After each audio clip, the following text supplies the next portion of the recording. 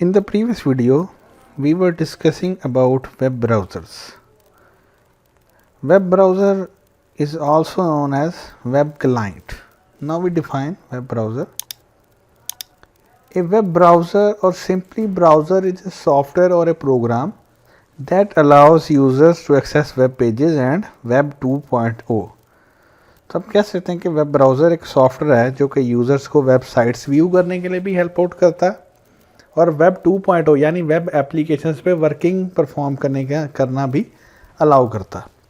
Popular web browsers हमारे पास कौन से हैं? इंटरनेट एक्सप्लोरर है, ये माइक्रोसॉफ्ट विंडोज़ 10 में अब माइक्रोसॉफ्ट एज के नाम से आता है, लेकिन इससे प्रीवियस जितनी भी विंडोज़ थी उसमें ये इंटरनेट एक्सप्लोरर के नाम से आता था।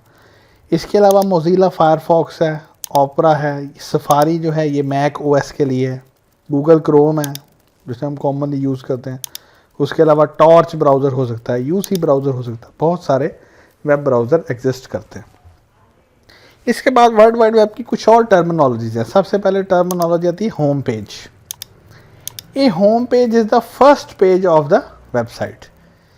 किसी भी वेबसाइट का कोई स्टार्टिंग पॉइंट होता है, उस स्टार्टिंग पॉइंट को हम क्या कहते हैं?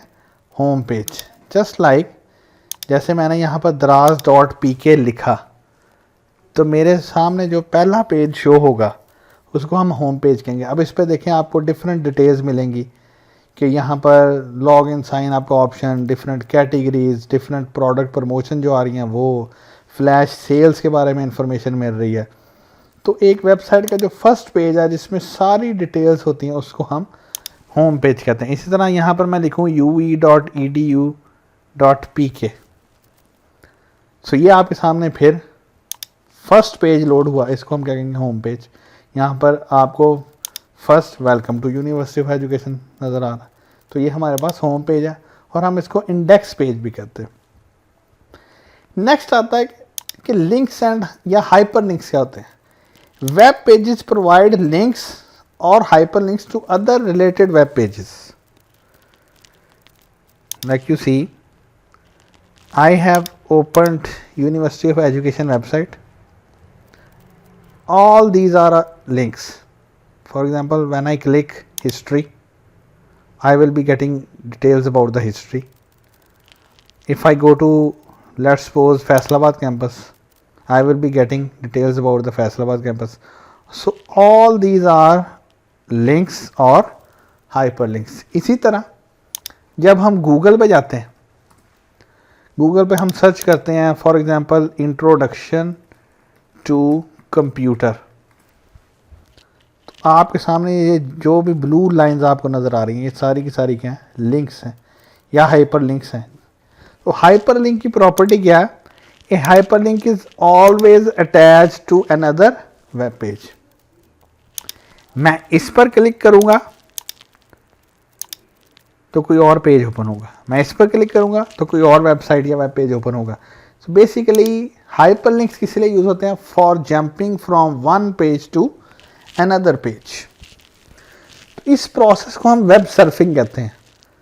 Web surfing is the process that we used to move from one page to another और from one website to another website. अब ये जंप हम किस तरह से करते हैं? Using hyperlinks, using different links. Links can be in the form of text or in the form of images. जैसे यहाँ पर आपको लिंक्स नज़र आ रहे हैं, ये टेक्स्ट लिंक है, ये जो है ये इमेज लिंक है, ये वीडियो लिंक है। तो लिंक जो है वो किसी भी फॉर्म में एग्जिस्ट कर सकते हैं। डाउनलोडिंग किसे कहते हैं? Quite often we use terms that we are going to download a song or we are going to download a movie or we are going to download an image or we are going to download a audio. All the information on the internet is present on servers. Servers are remote computers.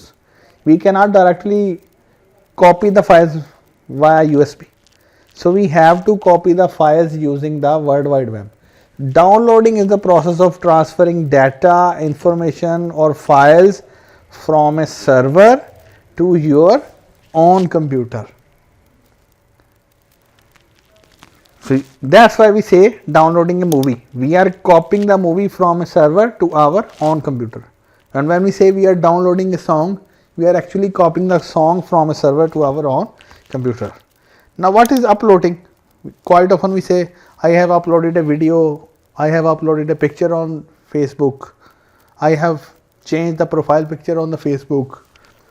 Uploading is the process of transferring data and information from our own computer to the server. When we upload our photo, we are actually transferring it from our own computer to the server of Facebook. Similarly, some students or some persons may also be running their YouTube channels. They also create videos and upload on YouTube servers. So for uploading, we simply can't use a USB flash drive, or we can't send them a DVD or CD. For this purpose, we again have to use the application of the World Wide Web, and that is uploading. Next हमारे पास definition आती है URL, Uniform Resource Locator. What is URL? A web page has a unique address. This address is called URL or address of the website.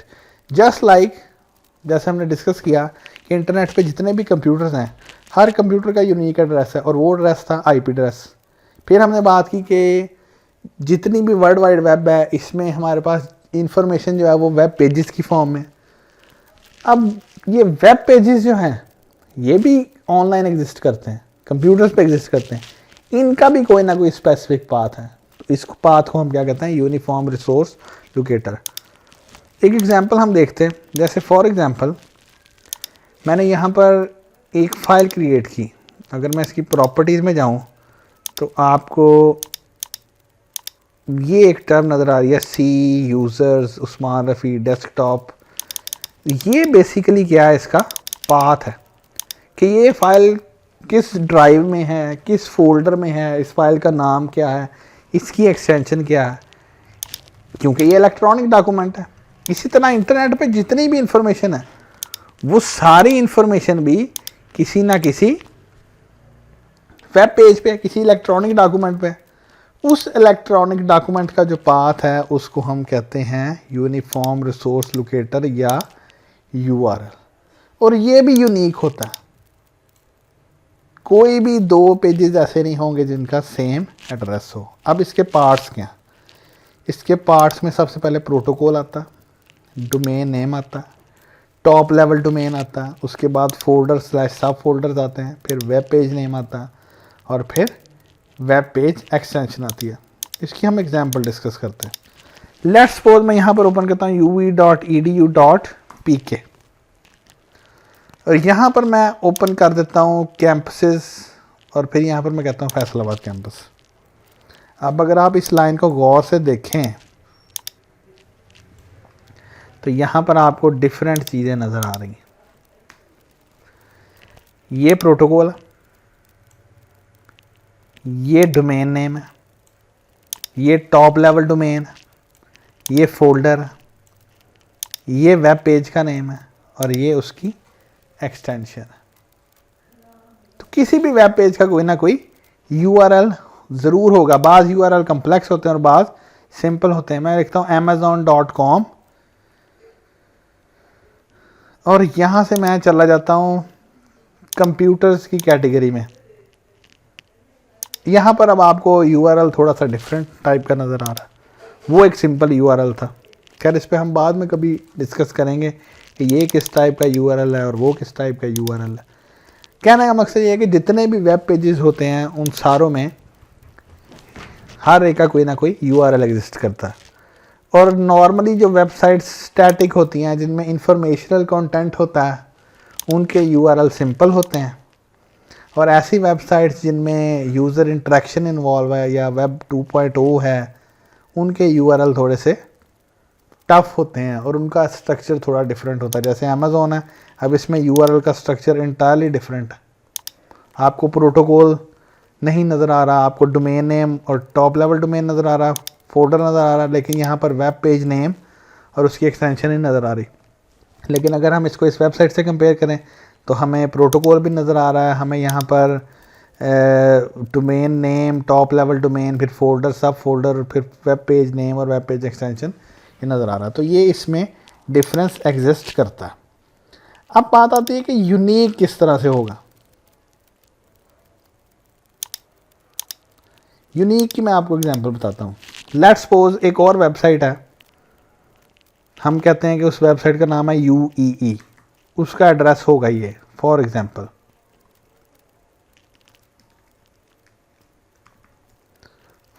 मेरे पास ये address exist करता। अब आप यहाँ पर कह रहे होंगे कि मैंने तो ऑलमोस्ट सेम लिख दिया, ये यूनिक किस तरह से है। यहाँ पर ये चेंज देखें, इसका डोमेन नेम UE है और इसका डोमेन नेम UEE है, तो यूनिक हो गया। लेकिन अगर मैं कहूँ ये भी इस तरह से हो जाए, ये पॉसिबल नहीं। अब अगर मैं कहूँ कि ये इस तरह से हो जाए, ये पॉसिबल है, क्योंकि टॉप लेवल डोमेन में चेंज आ गई। मैं कहूँ कि ये इस तरह ही रहे, यहाँ पर β1 आ जाए, ये भी पॉसिबल है, फिर भी चेंज आ गई। यहाँ पर चेंज आ सकती, ये भी बिल्कुल ठीक है। यहाँ पर PHP की जगह ASP आ सकता है, यहाँ पर HTML आ सकता है। तो कहने का मकसद ये है कि इसको यूनिक रखने के लिए इतने सारे पैरामीटर्स हमने यूज़ किए। We have used protocol, domain name, top level domain, and then folders and subfolders and web page name and then extension. तो इसलिए यूनिफॉर्म सोर्स लोकेटर हमेशा यूनिक होगा। IP एड्रेस में भी 4 पोर्शन इसलिए use किए गए थे ताकि वो यूनिक रहे। कभी पहले पोर्शन से नंबर चेंज हो, कभी दूसरे से नंबर चेंज हो, इसलिए उसको 4 पोर्शन में रखा गया। इसीलिए यूनिफॉर्म रिसोर्स लोकेटर भी डिफरेंट पोर्शंस में एग्जिस्ट करता। नेक्स्ट आता है टैब्ड ब्राउजिंग। क्या चीज़? It is an advance method to make web browsing और web surfing more efficient for you. For example ये ओपरा है, यहाँ पर ये आपको डिफरेंट स्क्रीन नज़र आ रही हैं, ये सारी की सारी क्या हैं? टैब्स। अगर टैब ब्राउजिंग ना होती तो क्या करना पड़ता? हर दफ़ा मुझे ओपरा की न्यू विंडो ओपन करनी पड़ती। जैसे यहाँ पर लिखा ना, ओपन न्यू विंडो, तो जब न्यू विंडो ओपन होती है वो मेमोरी ज़्यादा कंज्यूम करती है, वो आपके कंप्यूटर को स्लो डाउन कर देती है। इसलिए टैब ब्राउजिंग का कंसेप्ट है। इसकी डेफिनेशन देख लेते हैं। A tab browsing system allows you to open and view multiple web pages in a single web browser window. तो ये जो आपको ओपरा नज़र आ रहा है, ये सिंगल विंडो है, लेकिन ये सारी की सारी क्या हैं? टैब्स। हर टैब में डिफरेंट वेबसाइट ओपन है।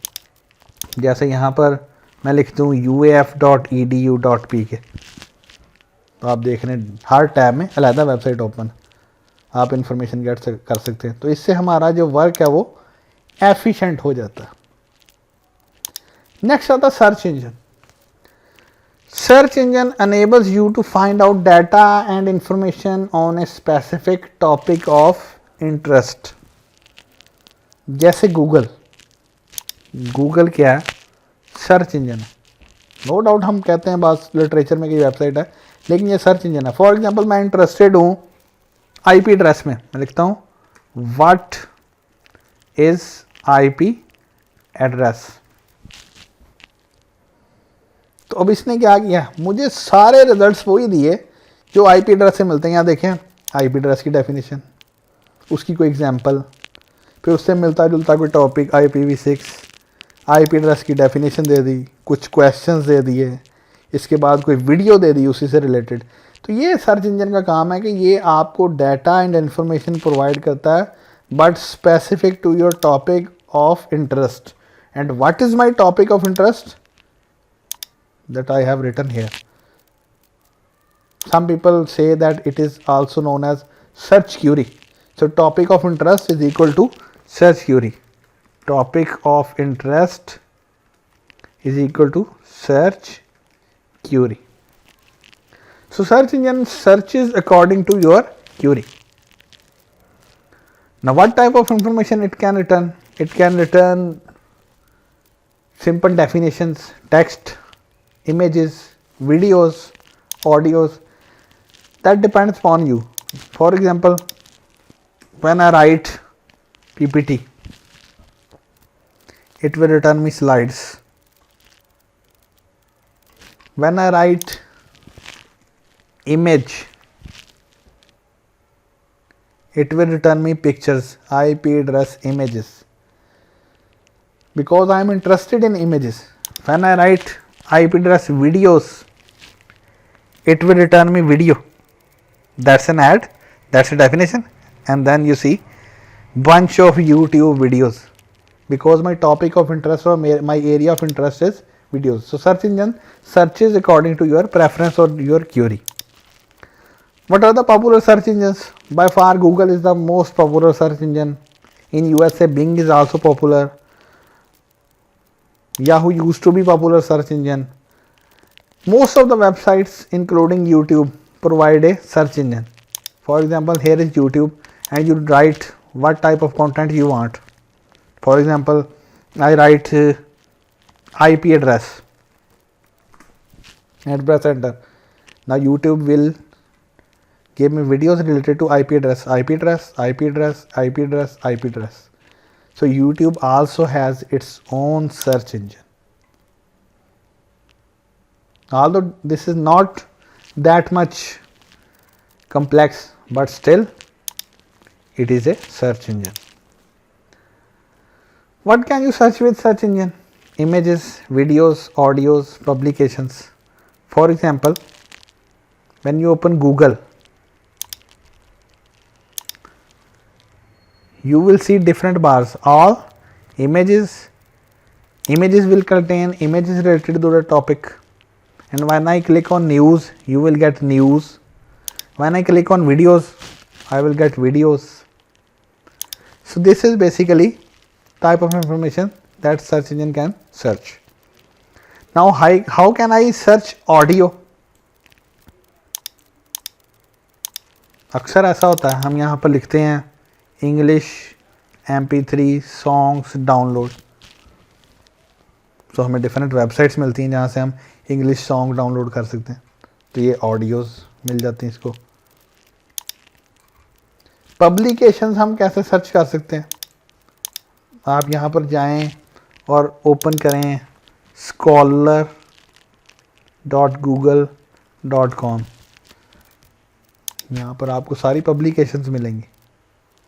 यहाँ पर अगर मैं लिखता हूँ फॉर एग्जांपल IP एड्रेस,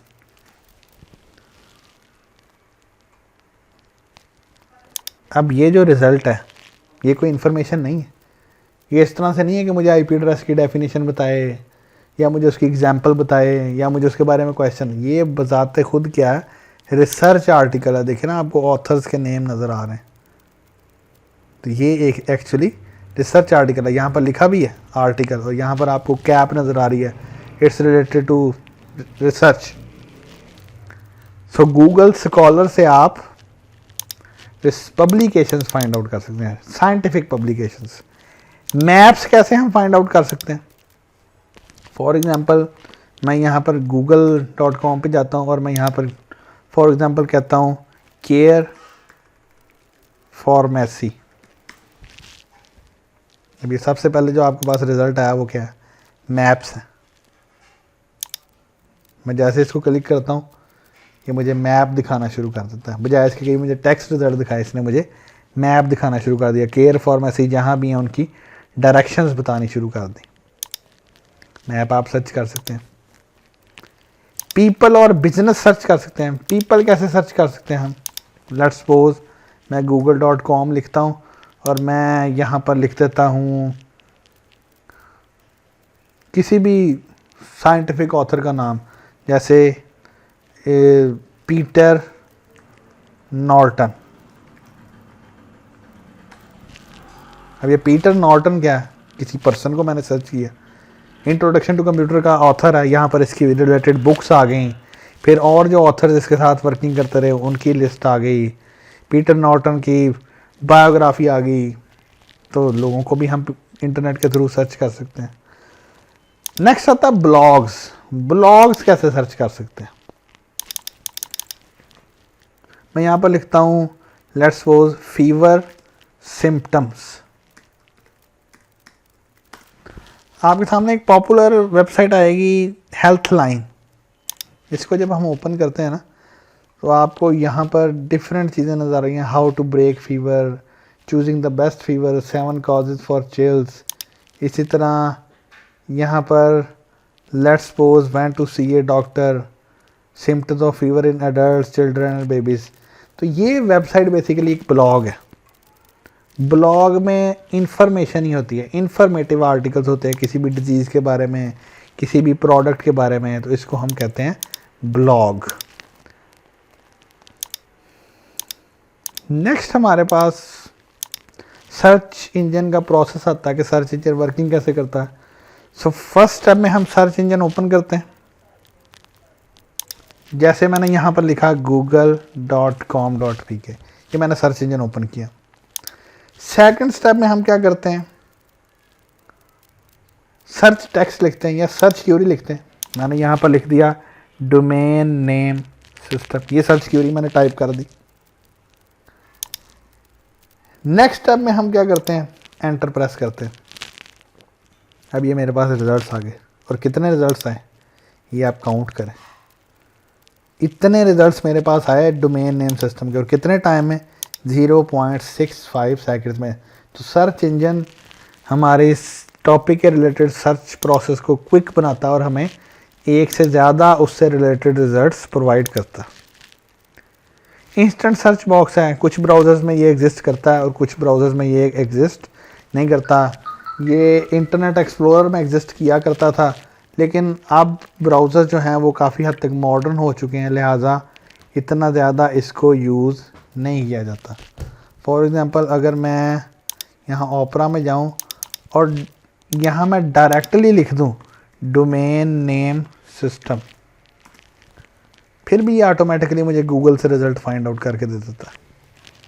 इसका मतलब है कि ये जो एड्रेस बार है ये सर्च बॉक्स के तौर पे भी काम करी। So you can say that address bar can also work as an alternative to a search bar और a search box. Now we will discuss different types of websites. First type is portal. हम अक्सर term सुनते हैं citizen portal, फिर हम अक्सर term सुनते हैं LMS पोर्टल, जैसे ये आपका एड्रेस भी है lms.ue.edu.pk। तो ये पोर्टल है जो स्टूडेंट्स को उनके रिलेटेड इंफॉर्मेशन प्रोवाइड कर सकता है। सेकंड हमारे पास न्यूज़ वेबसाइट्स हैं। न्यूज़ वेबसाइट्स कौन सी हैं, जैसे Jio.tv, डॉन न्यूज़। और एडिशनली अगर हमने न्यूज़ फाइंड आउट करनी है, मैं यहाँ पर लिखता हूँ लेट्स सपोज आजकल जो हॉट टॉपिक चल रहा है कोरोना वायरस, मैं यहाँ पर न्यूज़ पे चला जाता हूँ। अब यहाँ पर जितनी भी वेबसाइट्स आएंगी वो सारी की सारी न्यूज़ के रिलेटेड होंगी, जैसे ये मेडिकल न्यूज़ टुडे, फिर द गार्डियन, द वर्ज। इस तरह अगर हम इसके आगे लिखते हैं COVID पाकिस्तान, अब हमें आई एम एक्सपेक्टिंग के जियो न्यूज़ का रिज़ल्ट है। तो ये सारी वेबसाइट्स क्या हैं, न्यूज़ वेबसाइट्स। नेक्स्ट आता है इंफॉर्मेशनल वेबसाइट्स। इंफॉर्मेशनल वेबसाइट्स कौन सी, जैसे मैंने पहले आपको बताया था ब्लॉग्स, जो किसी भी टॉपिक पे हमें इंफॉर्मेशन प्रोवाइड करें, इंफॉर्मेशनल वेबसाइट्स हैं। Business websites, Amazon business website, Draz.bk business website. The aim of business website is to sell, to generate revenue from their customers. Now what is blog? I have already told you, a website containing different articles on a single broad topic or different small topics is known as a blog. Wikipedia gives you information.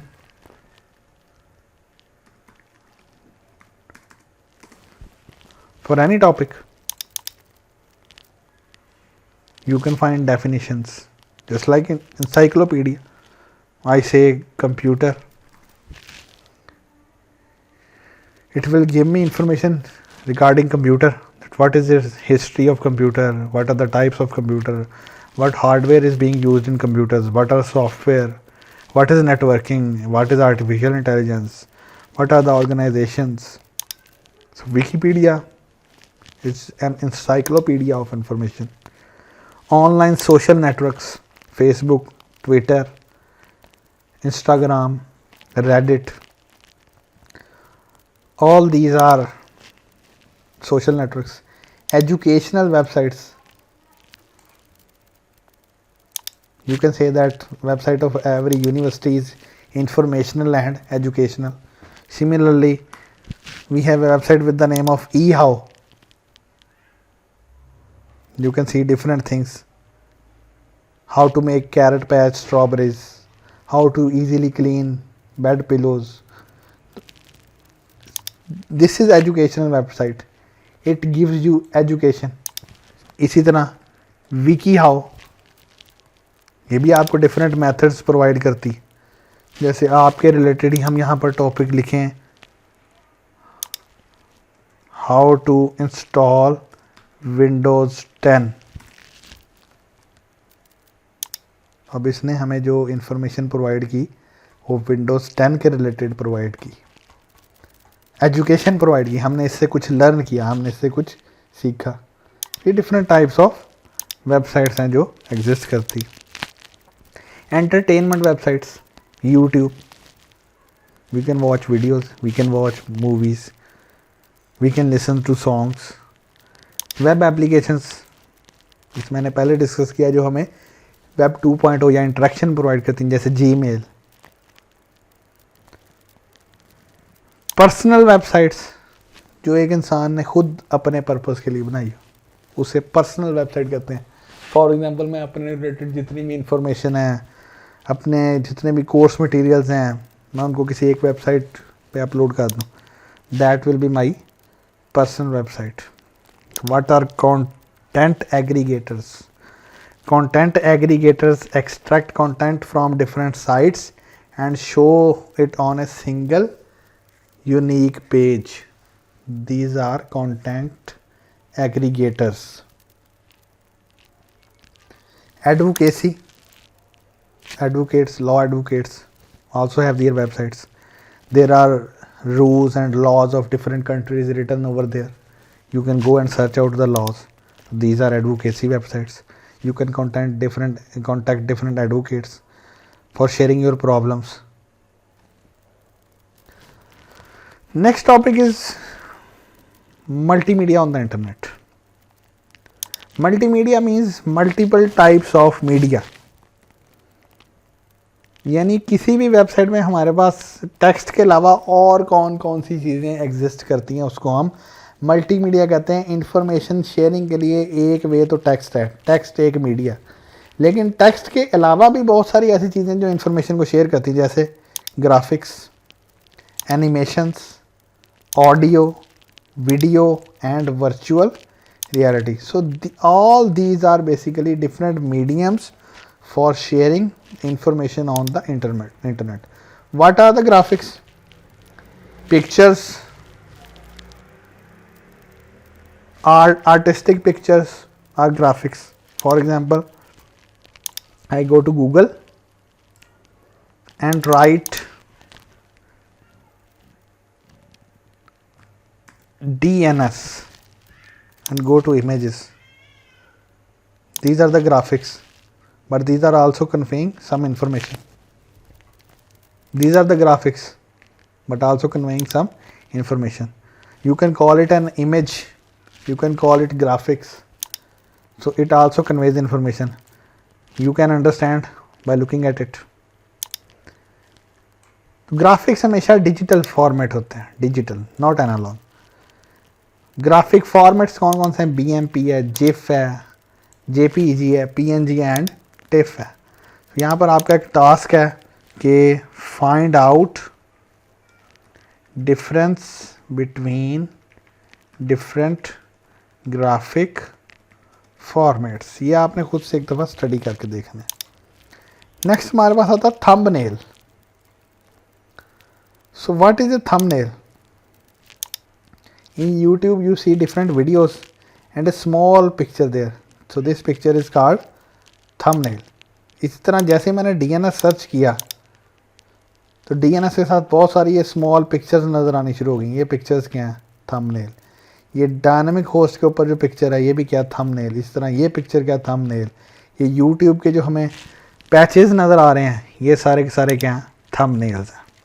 Thumbnail shorter form है लेकिन वो आपको idea convey कर देती है। Next आता है animations.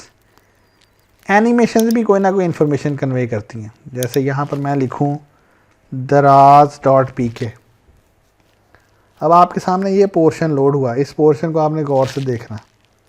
सबसे पहले इसने कोई इन्फॉर्मेशन कन्वे की, साथ ही ये चेंज हुआ, इसने कुछ और इन्फॉर्मेशन कन्वे कर दी।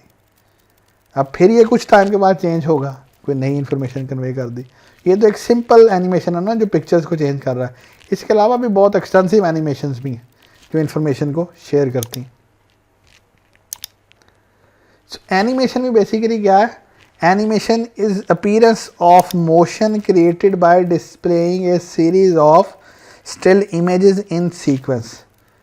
यानी एनिमेशन में भी बेसिकली इमेज ही यूज़ होती हैं और इन इमेजेस को आप चेंज करते हैं डिफरेंट इफ़ेक्ट्स के साथ, fade in effect, fade out effect, circular effect, और उस इफेक्ट से आपको फीलिंग ऐसे आती है जैसे कोई वीडियो प्ले हो रही है। तो ये क्या है? एनिमेशंस है।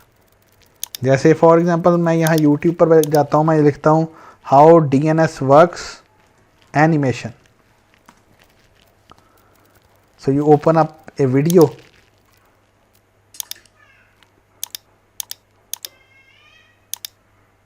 video contains different pictures but all these pictures are changing quickly, so to give us an idea of what is it, this is animation. You can also get a lot of details from here.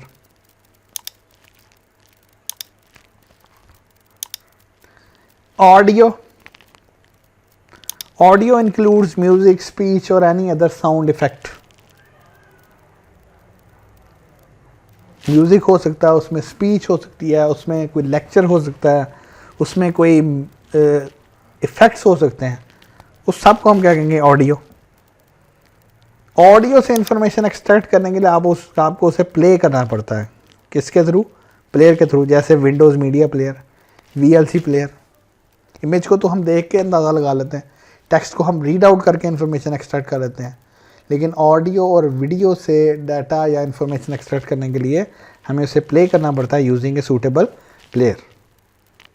Now what is streaming? Streaming is the process of transferring data in a continuous and even flow. When you go to YouTube and click on a video and play it, the video starts to stream. It is playing, but simultaneously it is streaming. Similarly, we quite often use the term live streaming. For example, I write here Geo News Live. So what result you will get? Geo News Live, Pakistan's 24/7 live news stream. जब मैं इसको click करता हूँ, no doubt ये play होना शुरू हो जाता है, लेकिन एक्चुअली ये स्ट्रीम हो रहा, ये स्ट्रीमिंग चल रही। ठीक है जी, ये लाइव स्ट्रीम चल रही है। आपको लाइव का साइन भी नज़र आ रहा। ठीक है जी। नेक्स्ट हमारे पास आता है ऑडियो फॉर्मेट्स कौन कौन से हैं। AAC फॉर्मेट है, AIFF है, ASF है, MP3 है। सबसे कॉमन यूज़ सॉन्ग्स के लिए MP3 होता है। पहले WAV हुआ करता था, मोबाइल फ़ोन्स में पहले AAC होता था। सेकंड टास्क आपका ये है कि find out the difference between different audio formats. और इसी के साथ आप एक और अटैच कर लें वीडियो फॉर्मेट्स को भी, बल्कि उसको हम डिस्कस कर लेते हैं। So what is a video? Video consists of images displayed in a motion. Video consists of different images and we play these images at a very higher rate and this is known as a video. तो यहाँ पर आप different video formats देखें क्या हैं। जैसे MP4 format क्या है, MKV फॉर्मेट क्या है, AVI फॉर्मेट क्या है, इनको आप यहाँ पर देख सकते हैं। तो कॉमनली मैं लिख देता हूँ MP4 फॉर्मेट यूज़ होता है, उसके बाद AVI फॉर्मेट यूज़ होता है, उसके बाद MPEG फॉर्मेट यूज़ होता है, और उसके बाद MKV फॉर्मेट यूज़ होता है। इनमें डिफरेंस आप लोग देखेंगे ये क्या है। मल्टीमीडिया जो वेब पे है वो डिफरेंट फॉर्मेट्स में। उसके बाद एक इंपॉर्टेंट कंसेप्ट आता है वर्चुअल रियलिटी, VR.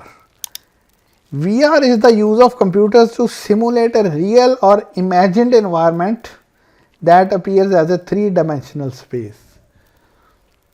आजकल मोबाइल फ़ोन के साथ VR डिवाइसेस आ रही हैं, आप VR गेम्स खेलते हैं. पहले हम स्टिल स्क्रीन पे गेम्स खेलते थे, हमें 3D इफेक्ट नहीं मिलता था, but now by using VR devices we get a consistent 3D effect, not only in the games or movies, but now websites have also started to provide you virtual reality. For example, here is a website, you can note down its URL, and that is showroom.littleworkshop.fr. here it is. अच्छा, अब इसकी आप working देखें. अभी आपको एक still image नज़र आ रही है, लेकिन आपको जैसे मैं ये माउस से इसको क्लिक करता हूँ, ये 3D में टर्न होता नज़र आ रहा. यहाँ पर आपको ऐसा इफेक्ट मिल रहा है जैसे पानी जो है वो मूव कर रहा है. मैं टेबल पे जाता हूँ, आपको टेबल हाईलाइटेड नज़र आती है. मैं माउस को टर्न करके इसके सीलिंग को देख सकता हूँ, इसके फ्लोर को देख सकता हूँ. इसी तरह मैं नेक्स्ट मूव कर सकता हूँ. ये देखें, जैसे मैं ये नेक्स्ट मूव कर रहा हूँ, ये मैं सोफ़ा के पास मूव कर गया. मैं इसकी कलरिंग चेंज करके देख लूँ, मैं यहाँ से बाहर मूव कर गया. तो ये सारी की सारी क्या है, वर्चुअल रियलिटी है. अब ये रियलिटी में तो एग्जिस्ट नहीं कर रहा, लेकिन मैं इसको ऐसे वॉच ज़रूर कर रहा हूँ जैसे ये रियलिटी में एग्जिस्ट कर रहा है. जैसे मैं यहाँ पर मूव कर जाऊँ, मैं यहाँ पर मूव कर जाऊँ, तो ये बिल्कुल ऐसा ही इफेक्ट दे रहा है जैसे मैं डोर के पास खड़ा हूँ. ये बेसिकली क्या है, वर्चुअल रियलिटी है. हम इस टेबल को चेक कर सकते हैं, वुडन टेबल कैसा होगा, इस टाइप का टेबल कैसा होगा. ये आपको रियल लाइफ का एनवायरनमेंट प्रोवाइड कर रहा है, लेकिन at the cost of nothing. आप जैसे इसको ब्राउज़र में देख रहे हैं, तो अब आप कह सकते हैं कि ए वेब ब्राउज़र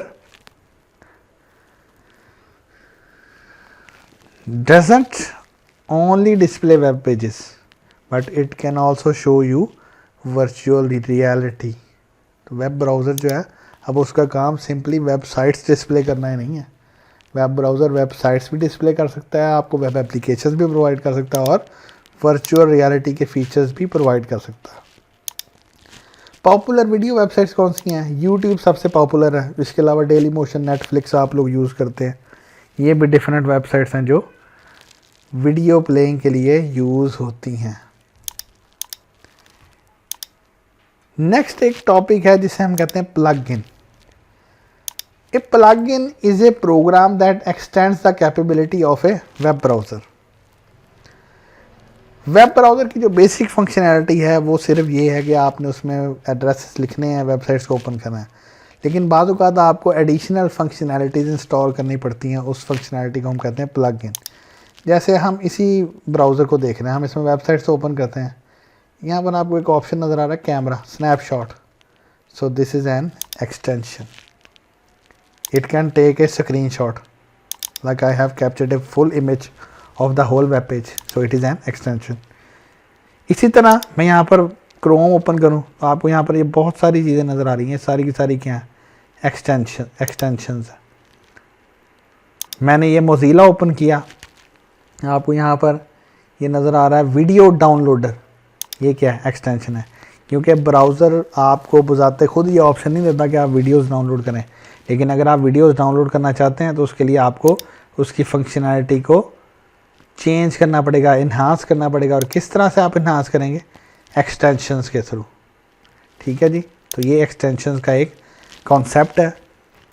आप में से शायद किसी ने विंडोज़ XP में इंटरनेट एक्सप्लोरर यूज़ किया हो. आजकल तो हम ब्राउज़र इंस्टॉल करते हैं, यूट्यूब ओपन करते हैं, वीडियो प्ले हो जाती है. लेकिन आज से पहले जितने भी ब्राउज़र्स थे इंटरनेट एक्सप्लोरर में, स्पेशली विंडोज़ XP में, हम अगर उसमें youtube.com लिखते भी थे, यूट्यूब ओपन ज़रूर होती थी, लेकिन उसकी कोई वीडियो हम प्ले नहीं कर सकते थे. क्यों? क्योंकि उसके पास वीडियो प्ले करने की कैपेबिलिटी ही नहीं थी. उस कैपेबिलिटी को उसमें इंक्लूड करने के लिए हमें क्या करना पड़ता था, Adobe flash player plug in install करनी पड़ती थी. तो जब हम अडोब फ्लैश प्लेयर इंस्टॉल कर लेते थे, वो वीडियोस प्ले करना स्टार्ट कर देता था। ठीक है जी। तो ये बहुत सारी प्लगइन्स हैं जो मार्केट में एग्जिस्ट करती हैं, हर प्लगइन का कोई ना कोई स्पेसिफिक फंक्शन है। नेक्स्ट वीडियो में हम वेब पब्लिशिंग और उससे रिलेटेड डिफरेंट चीज़ों को डिस्कस करेंगे।